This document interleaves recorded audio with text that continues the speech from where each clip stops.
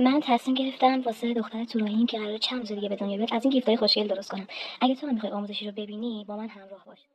اول از همه وارد برنامه اینشات میشیم و بعدش از طریق گالری این عکس شیشه رو وارد اینشات میکنیم و از طریق متن میریم هر متنی که دلمون میخواد برای خوش آمدگویی به نوزادمون مینویسیم و روی اون شیشه شیر قرار میدیم.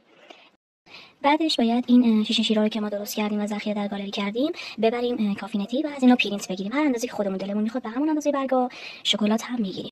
بعد که همه کارا رو انجام دادیم میتونیم شکلات ها رو به این ترتیب که من درست کردم روی اون قسمت خالی شیشه شیر بچسبونید. بعدش به این صورت که میبینید دور شیشه شیر برگ هستش اضافه، اینا رو برش میدیم جوری که شیشه شیر رو تمیز و مرتب از داخل اون برگ جدا کنیم.